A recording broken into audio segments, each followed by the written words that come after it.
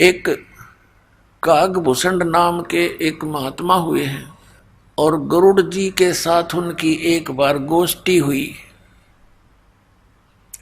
आपस में दोनों मिल गए। गरुड़ जी कौन है? भगवान विष्णु के वाहन गरुड़ पक्षी।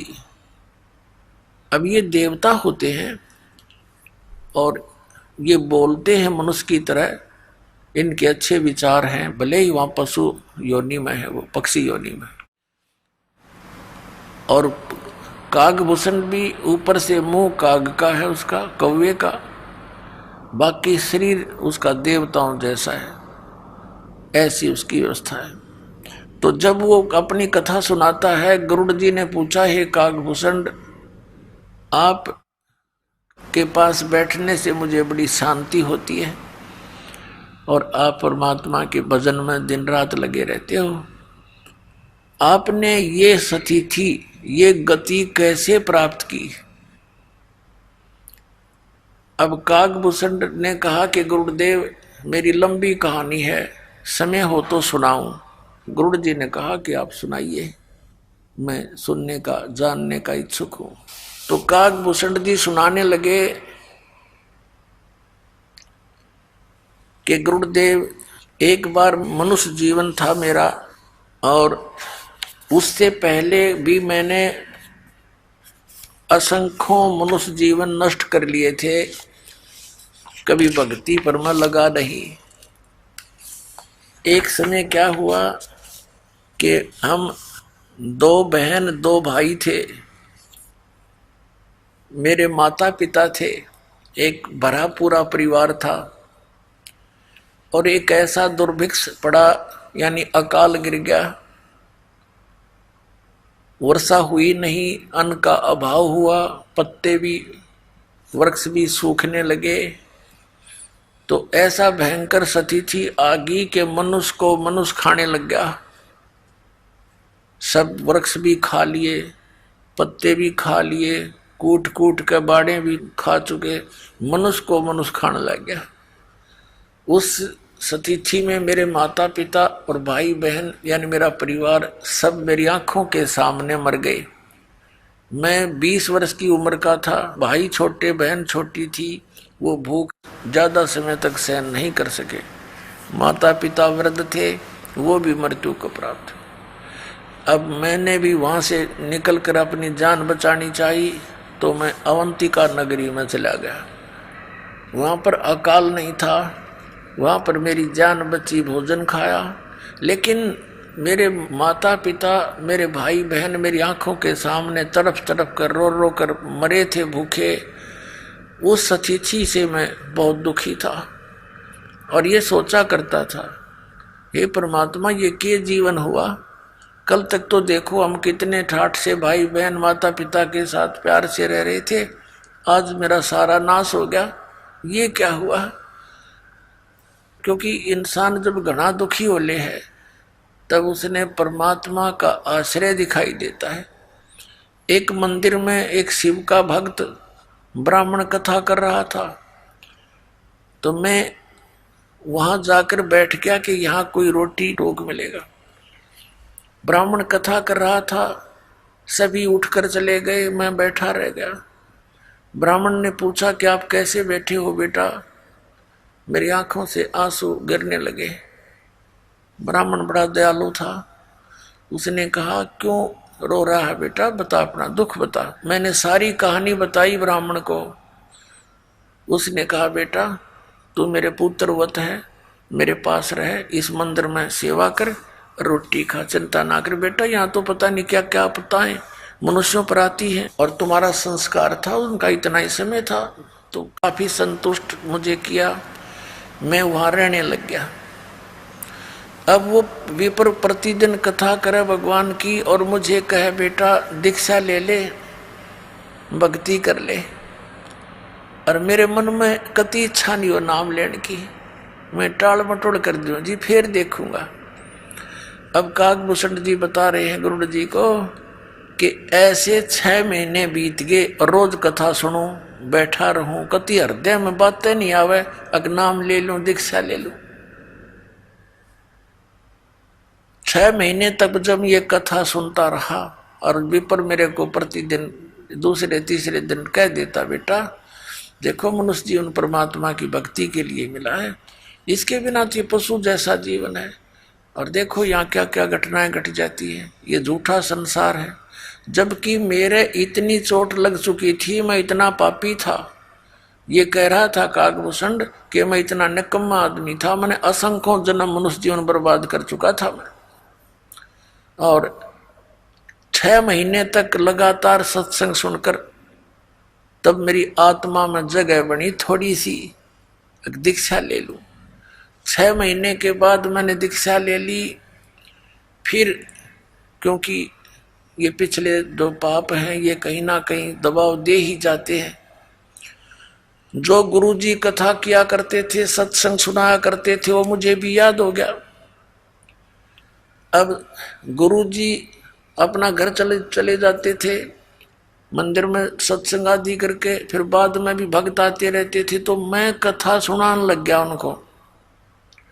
और मेरी आवाज भी बढ़िया गुरुजी से, क्योंकि मैं युवा था, वो वृद्ध हो रहे थे 50, 60, 70 साल के, और वही कथा वो सुनावर मैं अच्छा लतीफेदार ढंग से गा गू कर खूब बढ़िया सुनाने लगा। तो जो आने वाले श्रद्धालु थे उनकी आस्था मेरे में घनी होगी और मेरी प्रशंसा करें, अको हो आपकी तो बड़ी गजब की आवाज है, आप तो कोयल सी बोलती है, वाह वाह वाह, हृदय में लगती है। अब सर्व श्रद्धालु तो श्रद्धालु ही होते हैं, राम की कथा कोई सुना दे अच्छी लगती है, और कोई गा गू का ढोलक ढालक बांध कर सुना दे और ज्यादा, क्योंकि कान का विषय प्रबल है। पुण्यात्माओं इस प्रकार ये जीव मार खाता है। अपनात्माओं जैसे कई भक्त अनजान पड़े में कहते हैं, जैसे दास पहले देखा करता था, ये कबीर पंथी विशेष कर क्या करते हैं, एक तारा लेकर के गाते हैं परमात्मा की वाणी शब्दों को, और बड़े सुरीले सुर में गाते हैं, बड़ी लय से गाते हैं। कोई तो फिल्मी गानों पर भी तबले तबले बांध कर परमात्मा की वाणी सुनाते, और फिर क्या कहते हैं, भाई इसकी आवाज बहुत बढ़िया है, भाई तो सुना। वो दूसरे को बैठा देते और उसको खड़ा कर देते, दूसरा कहता है इसकी और सुन, 2 बोल देख यू क्या सुनाएगा, वो तीसरे ने खड़ा कर दे, वाह भाई वाह, इसकी और गजब की आवाज, तू सुना भाई। अब यहाँ परमात्मा कहते हैं ये तो शराबी होते हैं ना, शराबी, वो करा करें ऐसी बातें, इसकी आवाज बढ़िया है, इसकी आवाज घटिया है, अरे कोई बात है। अब जैसे किसी का चोरी होगी और एक व्यक्ति ने आकर कहा कि भाई आपके घर में चोरी हो गई है, यदि उसने कोई भांग या शराब नहीं पी रखी होगी तो इतनी बात पर्याप्त है, और जय उसने कर रखा हो नशा, और उसको कोई कहे कि आपके घर पर चोरी होगी,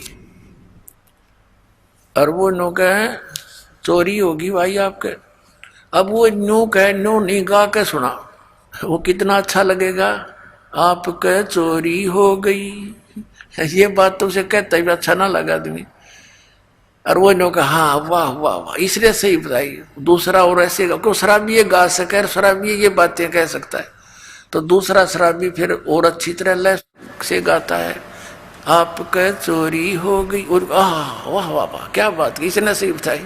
अरे मूर्ख, यदि इतना बतेरा था, कोई किसी भाषा में समझा दे भाई चोरी हो गई आपके घर में, जब होश में हो तो तुरंत फड़क ले आदमी और उठ कर चल पड़े, जाके देखो कितना नुकसान हो गया।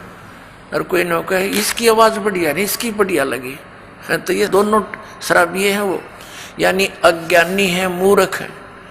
अरे इतनी सी बात, परमात्मा कहते हैं कोट जन्म तन पर मत हो गया, कुछ ना हाथ लगा रे, और कुकर सुकर खर बोरे कौआ हंस पुकारे, कोट जन्म तू राजा की ना मिटी न मन की आशा, और भिक्षुकों का दर दर घूमा, ये मिला ना निर्गुण सा। जैसे एक बहन का इकलौता पुत्र मर गया, और वह रो रो के पद्य भाग की तरह बोल रही थी, हे बेटा अब मेरा क्या होगा, तो वो गा नहीं रही थी, वह रो रही थी।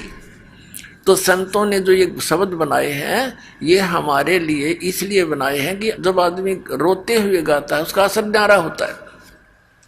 और उसको सिंपल वे में भी बोला जा सकता है कि यूं सौदा फिरना ही संतो, ये सौदा फिरना ही, ये लोहे जैसा ताव जाते काया देश राही।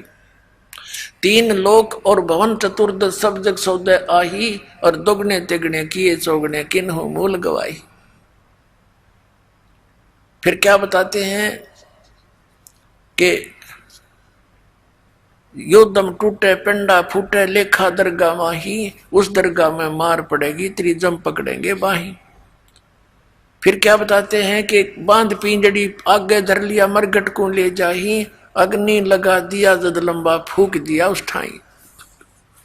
फिर क्या बताते हैं कि फिर पीछे तू पशुआ की जय गद्दा बैल बनाई, ये 56 भोग कहा मन बोरे कि कुर्डी चढ़ने जाई। तो पुण्यात्मा गा के सुनाने की बात से ये तो गाना रोने के हिसाब से है। जैसे बच्चों को पहली कक्षा में सुनाते हैं आ का आम ई की इमली, तो ये तो प्रथम कक्षा के बच्चों को ऐसी आवाज सुनाई जाती है, इसमें आवाज से लिंक नहीं होता, उस अक्षर से संबंध होता है। आ से आम, आम कैसा होता है, वो आ अक्षर कैसा है। तो ये व्यवस्था जो गाने में स्वर ने देख करके जो करते हैं तो वो मूर्ख और भोली आत्मा होती है जिन्हें पता नहीं अध्यात्म मार्ग का। तो क्या बताया कि नर से तू पशुआ की जय, और गद्दा बैल बनाई, ये 56 भोग कहा मन बोरे कि तो कुर्डी चढ़ने जाई।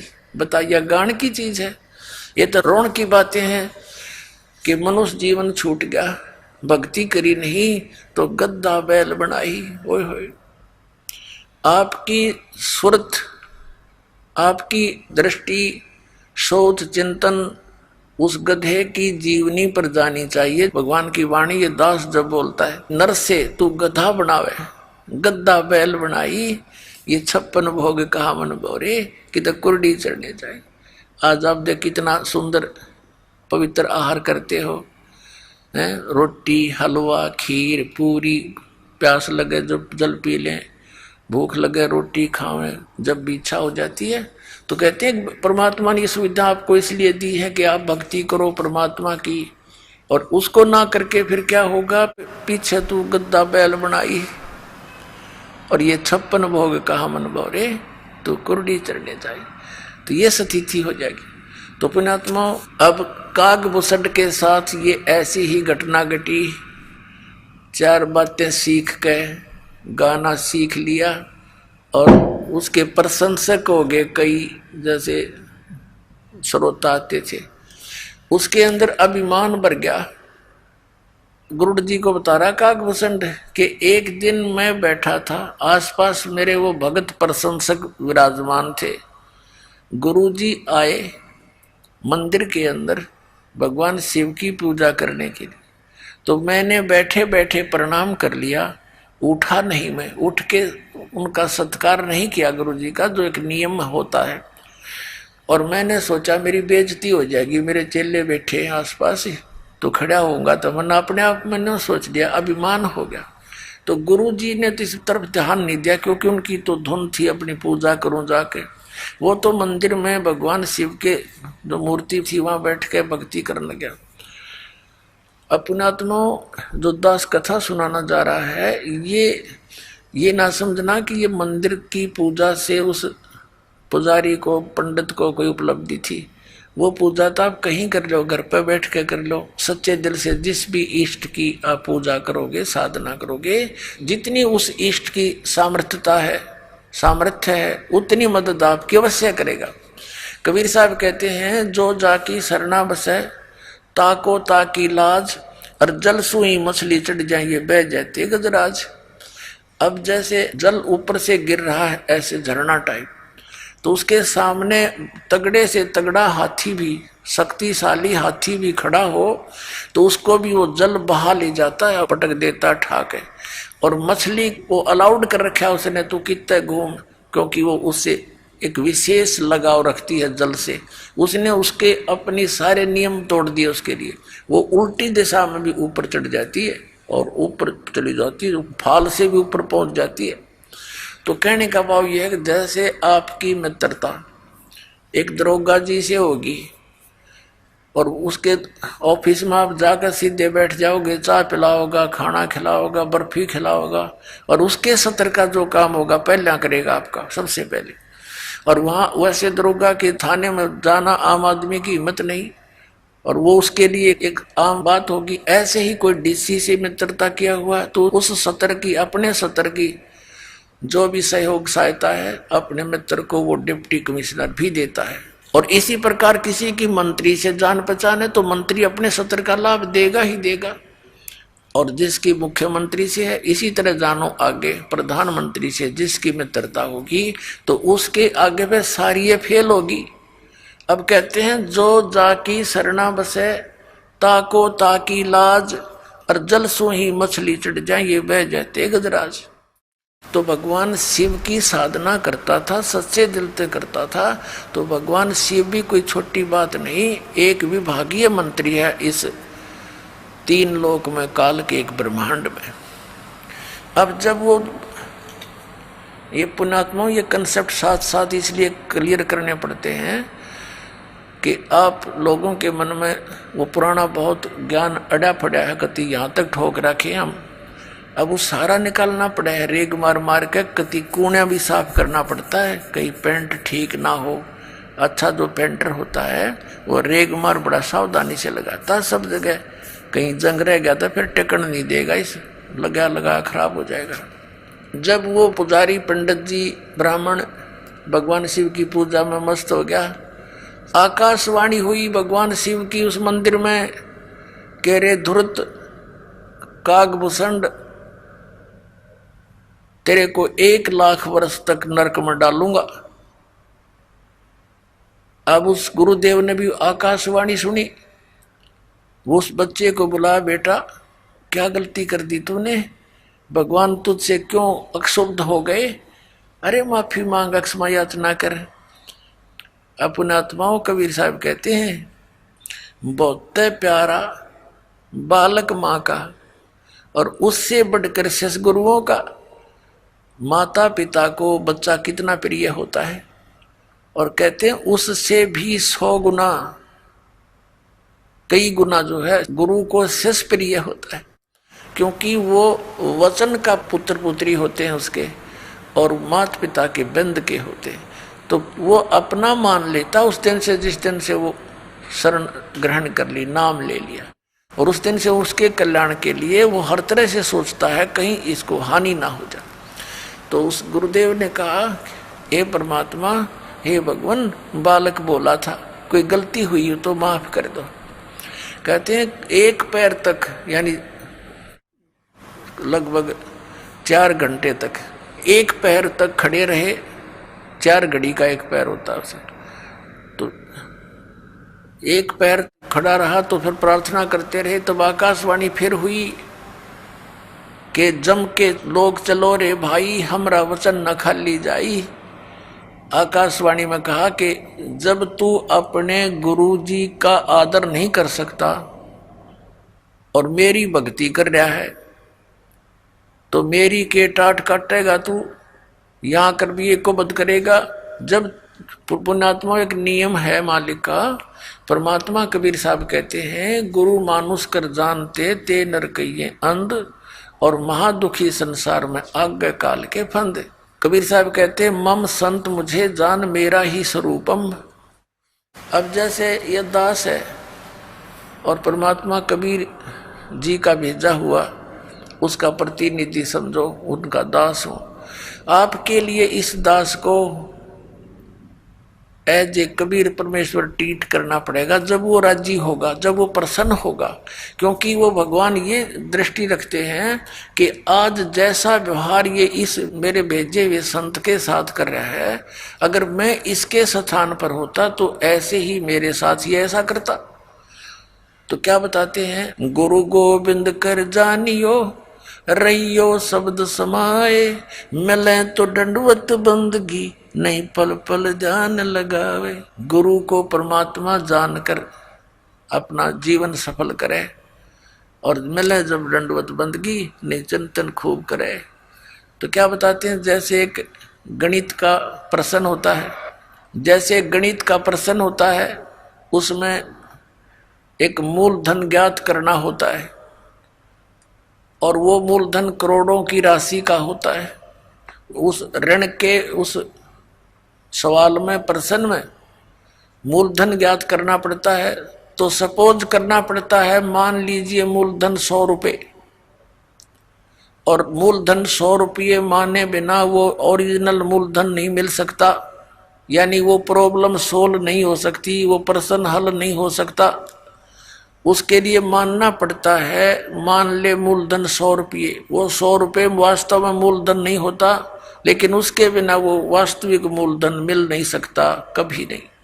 तो इसलिए ये दास गॉड नहीं है, लेकिन आपने न्यू मान कर रिहर्सल करनी पड़ेगी कि मान लो गुरुजी गॉड, ये समझ लेना पुनः। तो क्योंकि जब आप यहाँ से जाओगे तो आपको त्रिकुटी के ऊपर, जहाँ एक इंटरनेशनल एयरपोर्ट है यहाँ से जाने का, और वहाँ से जहाँ भी जिसने टिकट बनवा रखी है, यानी जिस भी देव ईष्ट की साधना वो किए हुए है, वहाँ त्रिकुटी से ही उसका फिर आगे आगे उसी रास्ते से उसके विमान जाएंगे।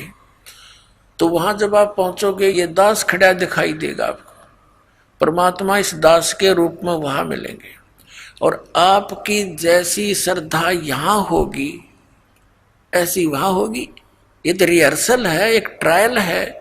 तो जैसा आपका बर्ताव इस दास के प्रति यहाँ होगा, ऐसा ही वहाँ होगा। अब जैसे दास यहाँ खड़ा है बाहर और आप वहाँ बैठे हो, मस्ती मार रहे हो, एक गप्पे कर रहे हो, तो ऐसा ही भाव फिर वहाँ होगा। तो भगवान निकल जाएंगे, तुम मुड़े गप्पे मारते रह जाओगे। तो जो ही गुरुजी आते हैं, आप देखते हो कोई भी गुरु है कहीं पर भी, वो नकली है, उनके प्रति भी वो ऐसी श्रद्धा रखते हैं जो पुण्यात्मा है, क्योंकि उनका स्वभाव है। एक टक दृष्टि रखते हैं जब तक वो आंखों के आसपास रहते हैं। तो ये उनने पिछले जन्मों से अभ्यास कर रखा, जो पुण्यकर्मी प्राणी पिछले जन्मों से आ रहे हैं भक्ति करते हुए। तो ये नियम है, विधान है इस भक्ति का। तो वहां जैसा जिसका आपने यहाँ प्रैक्टिकल कर रखा है, वो तो वैसा ही वहां होगा आपका स्वभाव। तो इसलिए गुरु जी को एज ए गॉड ट्रीट करके उसके साथ फिर ऐसा व्यवहार करें। गुरु के सम्मुख वचन नहीं कहे, सो से रहनी गहनी सुख रहे। तो इस प्रकार जो नियम है, गुरु सम्मुख ले झूठ सजोई, निश्चय नरक पड़े से सो। तो इस तरह की जो परमात्मा ने फाउल पॉइंट बता रखे हैं, उन फाउल पॉइंटों से डरे। अब कागभूषण को आकाशवाणी में भगवान शिव ने बताया कि रे निकम्मे व्यक्ति, जब तू अपने गुरु का सत्कार नहीं कर सकता तो मेरा क्या लगा तू, और तुझे नरक में ठोकूंगा। इस संति से दयालु होते उस ब्राह्मण ने, उस पुण्यात्मा ने बार बार प्रार्थना की, हे परमात्मा आप तो दयालु हो, आप तो बख्शनहार हो, बालक है, छोटा बच्चा है, गलती होगी, इससे माफ करो। अरे क्या कर दिया तू नालायक, बता क्या कर दिया। तब आकाशवाणी में कहा कि ये अपने गुरु का आदर नहीं किया, खड़ा होकर के इसके अंदर अभिमान समा गया था, इसका ये दंड इसको भोगना ही पड़ेगा। फिर बार बार प्रार्थना करने से शिव जी ने कहा कि तेरे गुरु जी की प्रार्थना स्वीकार होती है, लेकिन नरक में तो तुझे जाना ही पड़ेगा, मैं इसको चेंज नहीं कर सकता।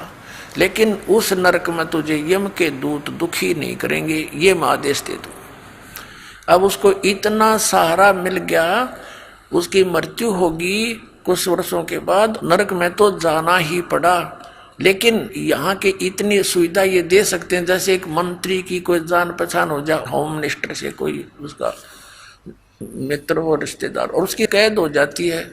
अब उसने रहना तो पड़ेगा जेल में, लेकिन रहेगा उड़े बिल्कुल बटेऊ की तरह, कोई कुछ नहीं दुख दे सकता। तो उस कागभूषण को इतना सहारा तो मिल गया, लेकिन रहना पड़ा उस नरक में।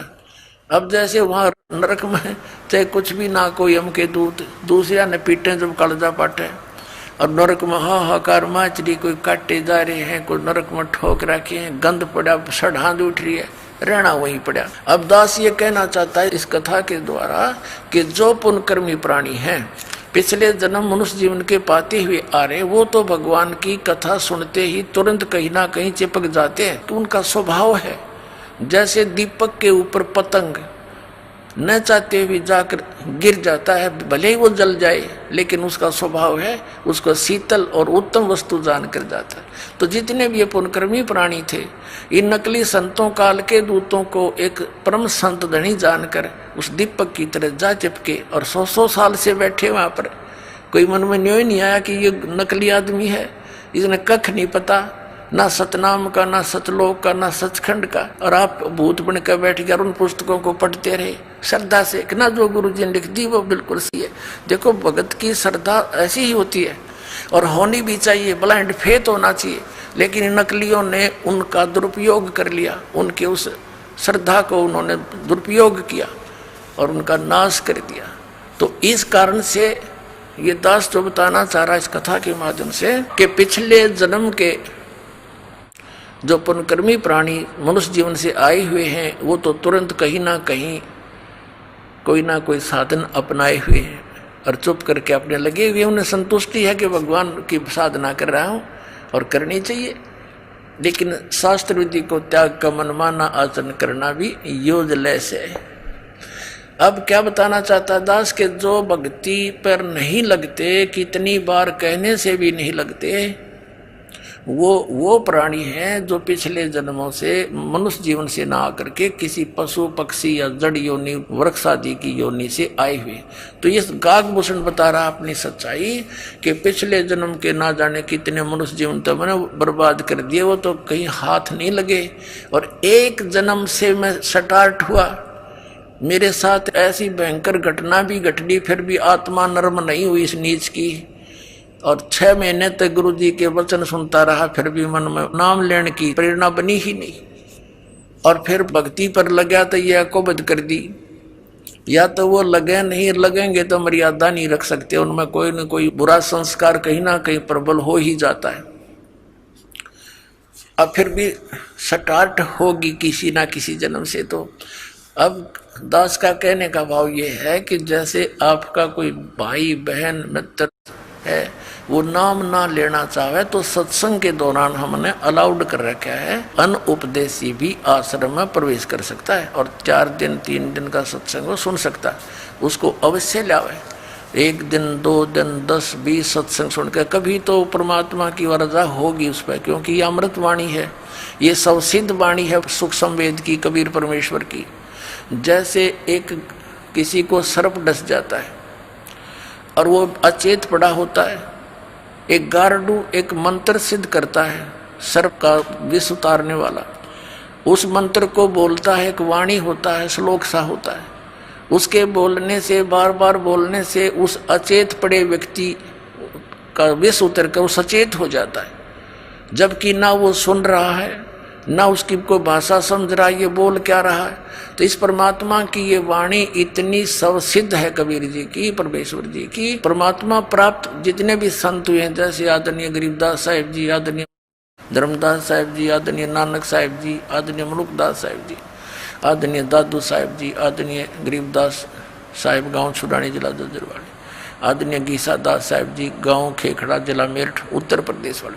तो इनका तो दास को पता है कि इनको परमात्मा सीधे मिले और इनको वो ज्ञान अमृत दिया। तो इनकी वाणी में और स्वयं परमेश्वर की वाणी में ये एक सबसिद्ध वाणी है, जिससे हमें बहुत ज्ञान यज्ञ का पुण्य मिलता है और आत्मा के ऊपर दुष्कर्मों का जो विष चढ़ा हुआ है वो भी धीरे धीरे हटकर फिर प्रेरणा बन जाती है परमात्मा की भक्ति करने की। तो इसलिए सत्संग में लाना, वो भी आते रहेंगे, उनको ठीक है देर से असर होगा इस कागभूषण की तरह, लेकिन वो कलम चढ़ जाएगी किसी ना किसी युग में और फिर स्टार्ट भक्ति हुई धीरे धीरे सफल भी होगा। कागभूषण बता रहा है फिर उसके बाद नरक भोगने के बाद मेरा मनुष्य जीवन हुआ और भक्ति की कुछ पिछले संस्कार से फिर प्रेरणा बनी। एक समय लोमस ऋषि जी कथा कर रहे थे और मैं बन गया वकील, मैं क्रिटिसाइज करने लग गया उसकी। मैंने कहा कि महाराज जी आप तो सरगुण भगवान की कथा सुना रहे हो, हम तो निर्गुण के अधिकारी हैं, हमें तो निर्गुण भगवान के बारे में बताओ। अब कागभूषण को लोमस ऋषि जी ने बहुत कुछ समझाने की चेष्टा की, भाई देखो आम के बीज के अंदर, गुठली के अंदर निर्गुण रूप में आम है, आम का पेड़ है। अब उस गुठली को, बीज को बीजा जावे जमीन में, सिंचाई करे, फिर वो पौधा होगा, फिर पेड़ होगा, फिर उसका फल लगेंगे। वो निर्गुण काम का है कि ये सरगुण। अब काकभूषण ने बोला मेरे समझ में ना आई ये बात, क्योंकि मेरी तो बुद्धि भ्रष्ट थी और अपनी जान में वकील पाक रहा था मैं, थोड़ा बहुत ज्ञान कहीं से सुन के। क्योंकि जो मनुष्य जीवन से दोबारा मनुष्य जीवन प्राप्त है वो प्राणी अवश्य भक्ति के लिए भटकता है। जैसा उसने ज्ञान कहीं कहीं से सुना वो फिर वक्ता हो चुका था। तब लोमस ऋषि ने 2-3 प्रमाण और दिए भाई। कहते हैं शिव की जटा में थी गंगा भाई, और भागीरथ ने वह गुप्त वस्तु प्रगट दिखलाई, यानी यहाँ प्रगट कर ली। ये निर्गुण हमें नहीं दिखाई देती, वह एक जगह थी, हमारे तो काम आई नहीं, हमारे लिए तो निर्गुण है बिना गुण की। और जब गंगा यहाँ आई तो हमारे लिए तो गुण हो गया इसमें। तो ऐसे समझो वो क्या बताना चाह रहा था लोमस ऋषि के परमात्मा ऊपर तो निराकार है और नीचे यहाँ जो राम और श्री कृष्ण रूप में आते हैं तो ये सरगुण है, ऐसे बता रहा था। इनकी यहीं तक सोच है। तो उसने क्या कहा काकभूषण ने कि आप तो वैसे ही कह रहे हो, यानी कुछ ऐसी उठपटांग बात कह दी। तो लोमस ऋषि ने उसको श्राप दे दिया, अरे चंडाल, तू ना ज्ञान को सुनता है ना सुनने देता है, तेरा चंडाल का जन्म होगा। अब काकभूषण कहता मुझे पिछली बात याद आएगी कि मैंने गलत कर दिया, मुझे क्रोध नहीं आया और ऐसे मायूस सा होकर बैठ गया है भगवान, बहुत गलती बन गई, मैंने विवाद किया और प्रभु आपका वचन शिरोधारी है। प्रभु दास को कहीं भी जन्म दे देना, चंडाल के देना या किसी के घर देना रिसीवर, पर एक आशीर्वाद दे दो अपने दास को कि मुझे भगवान की भूल ना पड़े। अब लोमस ऋषि शांत होया, भी कोई बात ना, बालक था, विवाद कर दिया, मैंने भी गलत श्राप दे दिया। तो उसने कह दिया ठीक से बेटा, तुझे भगवान की याद बनी रहेगी। तो काकभूषण कहता कि फिर मेरा जन्म हुआ ब्रह्मा की पत्नी, इनका हंस वाहन है, अपनी हंसनी को लेकर के एक कागचंड के घर गई, यानी गर्भ धारण करवाने के लिए। तो उनके संयोग से हंसनी और कागचंड, काग के संयोग से मेरा जन्म हुआ। तो मेरा बाकी शरीर तो देवता जैसा और मुख है काग जैसा, लेकिन बोलता है मनुष्य की तरह। तो पुण्यात्मा उसके बाद काकभूषण कहता है कि फिर मेरा उद्धार किससे हुआ।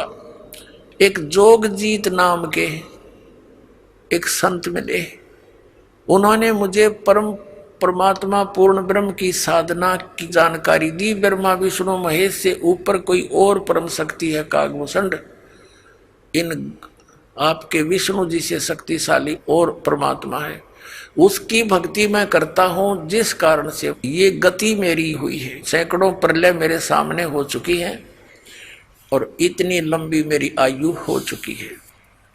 अब क्या बताते हैं, बुझे गरुड़ भूषण बियाना, मोह से कहो भेद विधि नाना, वचन सुशील दृष्टि अनुरागी, देवता की दे मुख द्वार मुख कागा। अब काकभूषण जी को गुरु जी कह रहे हैं, मधुकुर बहन सुनंत हो शांति, कहो भूषण मुझिया की उत्पाती, श्रवण सुमृत वचन उमेदा, दाम रसायन सब तन बेदा, परम भेद कहो बहुभांति, मिटे हमारे मन की काती, कौन देश को नगर निधाना, कहो भूषण आदि परवाना, कौन पिता को जननी जाम्या, कौन कुली कौन वंश बखाना, अवरण वरण कला परवेसा, तुम्हारी महिमा कर है शेषा, जल स्वरूप कुछ तरंग न तेजम, इंद्री जीत चढ़े मन से जम, ब्रह्म निरूपण निर्गुण भेखा, कहो भूषण मोहि आज संदेशा, कहे भूषण तुम सुनो खगेसा, तो से भेद कहूं परवेसा, शंख कल्प जुग गए बिहाई, पूर्व जन्म की कथा सुनाई। शंख कल्प जुग हो गए, जामन मरण जिहान, जन्म पूर्वला तुझे कहूं, सुनो खगेश सुजाने। गरुड़ जी को काकभूषण कह रहे हैं, कह भूषण सुनो खगेशा, अर्थों से भेद कहूं परवेशा। शंख कल्प युग गए बिहाई, शंख कल्प तमन बर्बाद कर दिए और पूर्व जन्म की कथा सुनाई। शंख कल्प युग हो गए, जामन मरण जिहान, जन्म पूर्वला तुझे कहूं, सुनो खगेश सुजान। सुनो गुरुड़ मेरा आद संदेशा, भिन्न भिन्न भेद कहूं खगेशा। शंख जन्म पूरब पैमाला, शंखों जन्म पूरब यानी पहले के पैमाल माने नाश कर दिए। शंखों जन्म पूरब पैमाला, और गए जो मिथ्या नहीं संभाला। वो तो मिथ्या गए में संभाल नहीं सका, यानी भक्ति ठीक बनी नहीं, मैं स्टार्ट नहीं करी भक्ति। अवधपुरी एक नगर निधाना, जहां अवतार धरे मोरे प्राणा। 20 वर्ष की उम्र पुनीता, और मात पिता भय काल समीपा। मेरी 20 वर्ष की उम्र थी, मेरे मात पिता और सब परिवार मेरा काल की ग्रास हो गया, नहीं मर गया। पड़ा काल दुर्भिक्ष ताही, और पृथ्वी डोल गई रे बाई। ऐसा भयंकर दुर्भिक्ष गिरा था, अकाल गिरा था कि पृथ्वी भी कांप गई थी, ऐसा हाहाकार मचा था। पड़ा काल दुर्भिक्ष अपारा, मनुष्य मनुष्य का करे आहारा। अन्न का नहीं आहार प्राणी, पड़ा काल दुर्भिक्ष समानी। अवधपुरी हम तजी खगेशा, ताई आए हम मालू देसा। पूरी अवंती लीना बासा, जावा नहीं अन्न की त्रासा। अन्न तो वहां पेट भर खाया, कह भूषण सुनो खगराया। पंडित एक अवंती माही, कथा करण नित शिव द्वारे जाही। 6 मास हम संगति की नी, बौरतास की दीक्षा लेनी। टहल करत शिव पंडित केरी, गुरु चेले का भाव गनेरी। स्वामी करण गए स्नाना, और पूजा अर्पण धूप दयाना। शिव पूजा पंडित अर्थावे, बेल पत्तर धर लिंग बनावे। शिव पूजा पंडित करे जहाँ हम लिया निवास, गुरु दीक्षा मन मैं करी मिटी खगेश प्यास। तन मन अर्पे फेर माला, जाके ऊपर ईश दयाला। यानी काकभूषण जी कह रहे हैं कि वो पंडित जी अपने शिव भगवान के ऊपर कति समर्पित था, जिस कारण से भगवान शिव की उसके ऊपर पूरी कृपा थी। पूजा करण दिवालय आए, ता हम बैठे दर्शन पाए। जहाँ शिव को मोह दिया सरापा, लाख वर्ष तुम जमपुरी राखा। पंडित सुना बचन शिव केरा, ओठ चरण लीना गुरु केरा। पंडित शिव का दान लगाया, कल्प करी बालक बोराया। हे रे बालक तू धर शिव का ध्याना, ताते बख्शे तेरे प्राणा। तो पुण्यात्मा, आज का जो सत्संग चल रहा है, ये वर्तमान का समागम, ये किस उपलक्ष्य में है? परमात्मा सतलोक से चलकर आते हैं, अपनी प्यारी आत्माओं को मिलते हैं जो परमात्मा के लिए भटक रहे हैं, और उनको फिर तत्व ज्ञान समझाकर सत भक्ति, वो 2 अक्षर का मंत्र सतनाम देकर उनका कल्याण करते हैं।